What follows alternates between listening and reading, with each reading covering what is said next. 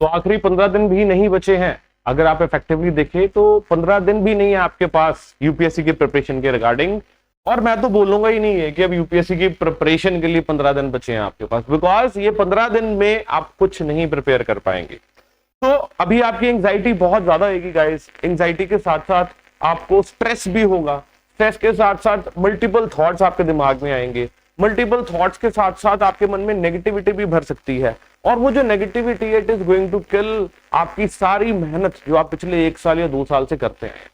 तो एटलीस्ट इस टाइम पर आप इतना तो कीजिए कि नेगेटिव थॉट से दूर रहिए।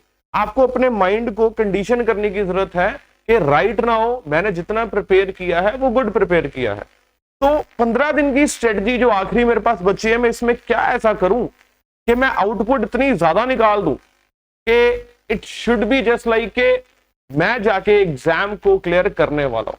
दैट कैन ओनली हैपन अगर आप मेंटली स्टेबल हैं। और मेंटली स्टेबल आप तभी हो पाएंगे अगर आपको लग रहा है कि आपकी प्रिपरेशन जो है वो दमदार होगी।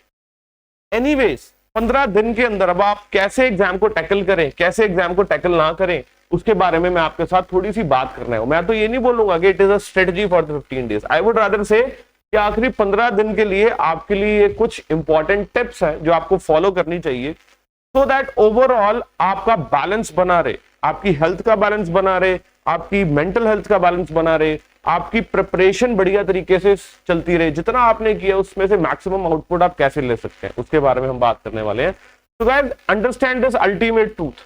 अल्टीमेट ट्रूथ ये है, मे बी ये बहुत कॉन्ट्रोवर्शियल हो जाए आपके लिए, may be you may not like this, but truth of the matter is that you can not learn anything now.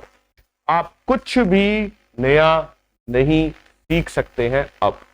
अगर आपको लगे कि मैंने पॉलिटी के 10 कॉन्सेप्ट मिस कर दिए हैं, उसमें से 2 कॉन्सेप्ट तो इतने ज्यादा इंपॉर्टेंट है, 5 कॉन्सेप्ट इतने ज्यादा इंपॉर्टेंट है, और आप उठा के उसको करने भी लग जाओ, हो सकता है कि आप वो 2 इंपॉर्टेंट कॉन्सेप्ट कर लो इन 15 दिनों में, हो सकता है आप 5 कॉन्सेप्ट कर लो इन 15 दिनों में, but that holds true only for polity guys. ऐसे ही आपके अगर ज्योग्राफी के भी छूटे हैं, इकोनॉमी के भी छूटे हैं, आर्ट एंड कल्चर का भी कुछ छूटा है, एनवायरमेंट का भी छूटा है, तो आप नहीं कर सकते, you just can not do. और अगर आप करने की कोशिश करेंगे, it is going to increase your stress more and more, because आपको लगेगा कि मंजिल मैं जितना पास जा रहा हूं उतनी दूर होती जा रही है। तो आप उतना ही फिलहाल गैप बना रहने दीजिए मंजिल के बीच में, और जो आप तय करेंगे एग्जाम वाले दिन। अभी मत कोशिश कीजिए कि मैं नई नई नई चीजें सीखूं। नाउ अगर आप करने की कोशिश भी करेंगे तो आप कर नहीं पाएंगे। So you have achieved what you could in terms of preparation. आपने जितना अचीव करना था कर लिया इन टर्म्स ऑफ प्रिपरेशन। तो अगर पूरे साल में प्रिपरेशन नहीं हुई, पूरे 2 साल में प्रिपरेशन नहीं हुई, तो डू यू थिंक ये 10 दिन में आप प्रिपेयर कर लेंगे? तो फिर अब क्या एग्जाम में ब्लाइंडली चले जाएं, या फिर इस मोड से जाएं कि कोई बात नहीं, फेल होते तो होते? नो, मैंने ये भी नहीं बोला। अभी आगे बात करेंगे कि अब आपने 15 दिन में मैक्सिमम आउटपुट निकालनी कैसे। तो see guys, thinking more is only going to increase your anxiety. आपका एंजाइटी लेवल बढ़ता जाएगा, बढ़ता जाएगा और बढ़ता जाएगा अगर आप ज्यादा से ज्यादा सोचते जाए। तो you should not be thinking anything. आप अपनी एंजाइटी को मत बढ़ाइए। इट्स टाइम कि आप अपनी एंजाइटी को कम करें। आई अंडरस्टैंड एग्जाम प्रेशर में यूजुअली बच्चे जब निकलते हैं और उस समय उनके दिमाग में मल्टीपल थॉट्स आते हैं। उनके दिमाग में आता है यार ये मैं कौन से सर्कल में फंस गया। उनके दिमाग में फेलियर का बहुत डर आता है। उनके दिमाग में आता है यार I should be leaving the preparation.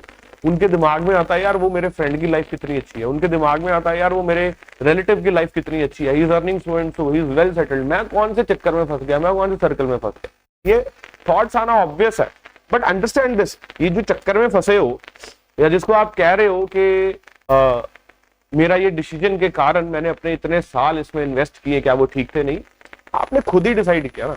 और आपने कुछ डिसाइड किया, सोच के डिसाइड किया। क्या सोच के डिसाइड किया? कि पानी के उस पार की जो जिंदगी है उसके लिए अगर इतनी स्ट्रगल करनी पड़ रही है तो इट इज वर्थ इट। अब प्रॉब्लम तो वहां आई कि आपने अच्छे तरीके से स्विमिंग करना सीखा नहीं, या अगर सीखा भी है तो आपने आधा अधूरा सीखा।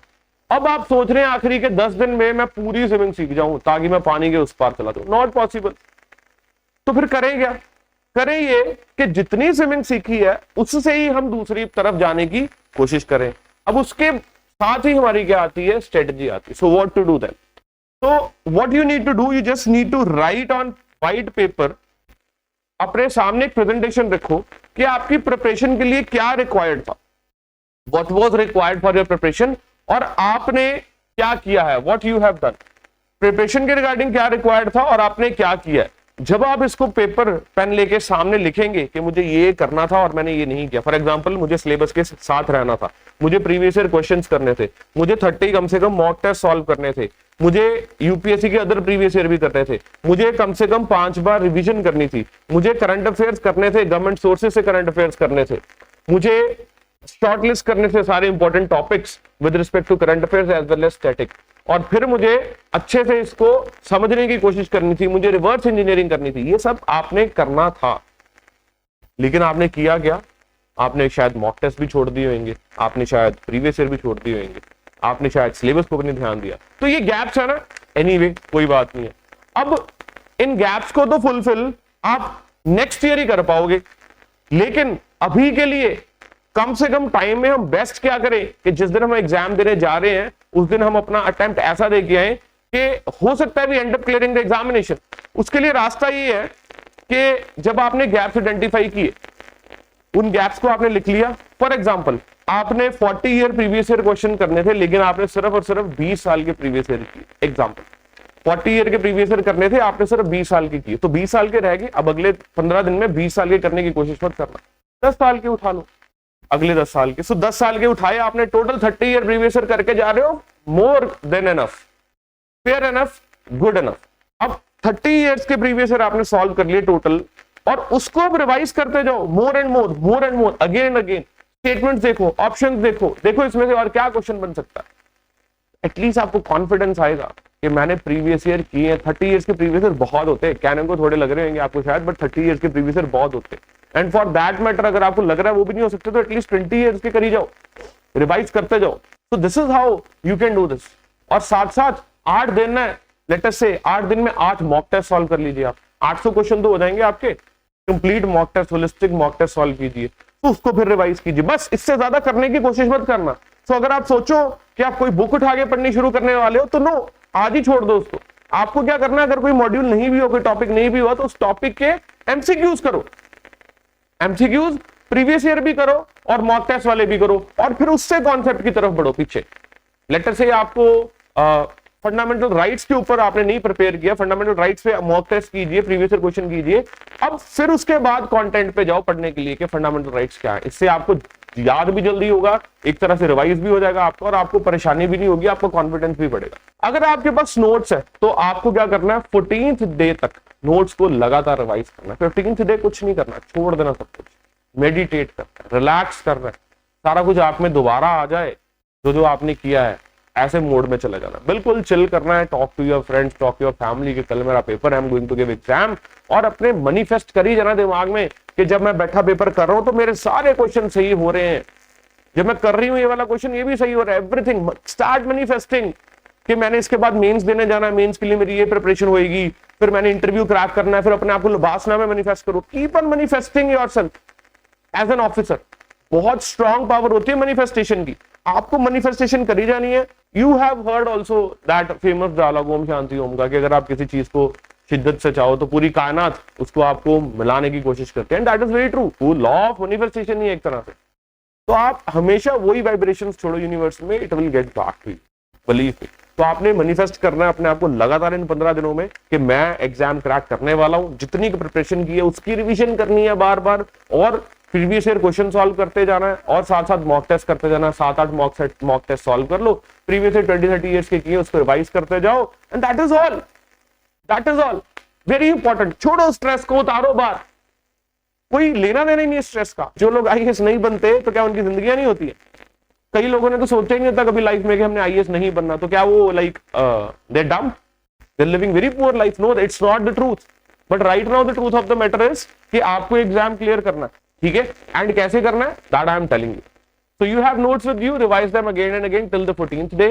Now then, what to do then? So if you have notes with you, then revise them again. जो हमने अभी बात की, need not to read newspaper. अब आखिरी 20 दिन में करंट अफेयर्स और न्यूज़पेपर मत पढ़ना आखिरी 20 दिन वाले, क्योंकि पेपर तो ऑलरेडी सेट हो चुका है। ऐसा नहीं है कि अगर आपका 15th डे पेपर है तो आपका पेपर जो है सेट हो रहा है वो 13th डे हो रहा है। नो, पेपर अभी सेट हो चुका है, तो अभी अपना न्यूज़पेपर में टाइम खराब मत कीजिएगा, लास्ट 20 डेज के करंट अफेयर्स में टाइम खराब मत कीजिएगा, इसको आप छोड़ सकते हो all together. Just revise static, just revise current affairs जो ऑलरेडी आप पढ़ चुके हैं। So another very much important advice is you need to take care of your health.